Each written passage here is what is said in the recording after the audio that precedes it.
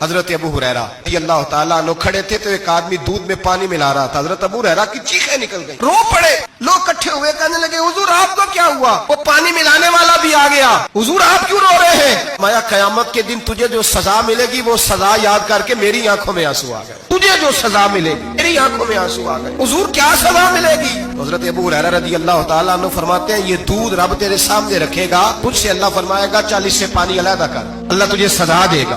حضرت ابو ہریرہ فرمانے لگے رب کریم قیامت کے دن تجھ سے فرمائے گا چل علیحدہ کر, تجھ سے پانی بتا کر لے گا. کہنے لگا حضور ڈالا تو جا سکتا ہے, نکالا نہیں جا سکتا. ماننے لگے پھر تیرا دوزخ سے نکلنا بھی مشکل ہے, تو دے بچوں کو کما کے کھلا پہنچ کر. نبی پاک صلی اللہ علیہ وسلم نے فرمایا چیز تم بیچو تو اس کی زیادہ تعریف نہ کرو, جب چیز بیچو تو جو اس کے اندر نقص پایا جائے وہ گاہک کو بتاؤ. فرمایا اگر تم نے چیز کا عیب گاہک کو نہ بتایا تو اللہ تم سے ہمیشہ ناراض رہے گا اور فرشتے تم پر لعنتیں برساتے رہیں گے. حضرت واصلہ بن اسکے رضی اللہ تعالیٰ عنہ حضور کے صحابی ہیں. اللہ اکبر. حضرت واصلہ بن اسکے رضی اللہ تعالیٰ عنہ صحابی تھے. ان کے پاس ایک شخص گیا, اس نے جا کے نا کے گھر سے اونٹنی خریدی. امام بہقی نے لکھا ہے جب خرید کے لائے تو رستے میں ان کے بیٹے نے بیچی یا گھر کے کسی اور فرد نے جب خرید کے لائے تو جناب واصلہ بن اسکے رضی اللہ تعالیٰ عنہ کی ملاقات ہوئی تو آپ پوچھنے لگے بھائی یہ تو اونٹنی میری ہے, میرے گھر سے خرید کے لائے ہو؟ کہا ہاں. فرمانے لگے تم نے کیا کرنا ہے اونٹنی کا؟ گئی ہو گیا ہوش میں عقل میں خرید کے لایا, بات ختم ہو گئی. بندہ لے کے آ رہا ہے ان کے گھر سے, کہاں سے خریدی؟ تو صحابی کہنے لگے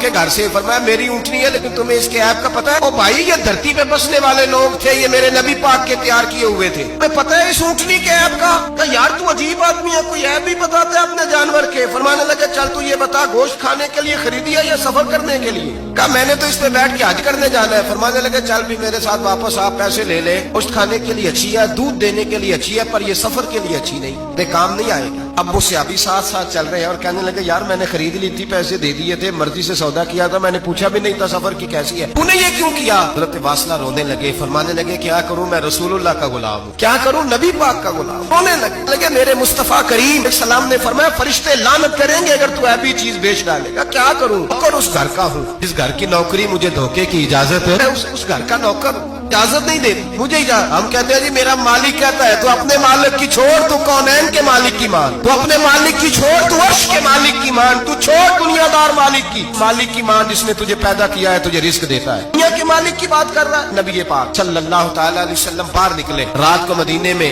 ہوائیں چلی ہیں, جھم رم جھم برکھا برسی ہے, مدینہ سارا ٹھنڈا کر گئی ہے, پہلے ہی بڑا ٹھنڈا ہے, اور خدا کے کرم سے مدینے میں اور ٹھنڈک ہوئی. حضور سویرے نکلے, بازار میں گئے, گلے کا ڈھیر پڑا ہے, پاک کی نظر پڑی, حضور پہنچے تو گلے کا ڈھیر ہے, سارا خشک ہے. محبوب نے فرمایا رات کو بارش ہوئی ہے, تیرے گلے میں پڑی نہیں, میری گندم خشک رہ گئی, آج اتنی بارش ہوئی. نبی پاک پردہ پوش ہے کہ نہیں؟ اعلیٰ حضرت فرماتے ہیں قیامت میں ہمارے عیب چھپیں گے تب جب مصطفیٰ اپنی چادر میں چھپائیں گے. وسعتیں دی ہیں خدا نے دامن محبوب کو, عیب کھلتے جائیں گے اور وہ چھپاتے جائیں گے. تو پردہ پوش ہے نا, لیکن دھوکے باز کی نبی پاک پردہ پوشی نہیں کرتے, دھوکہ دے. اگرچہ اس صحابی کے بارے میں محدثین نے یہ لکھا ہے کہ وہ دھوکہ نہیں دینا چاہ رہے تھے, ان کو ابھی اس مسئلے کا پتہ ہی نہیں تھا. پتہ چلا تو پھر دوبارہ انہوں نے یہ کام کیا.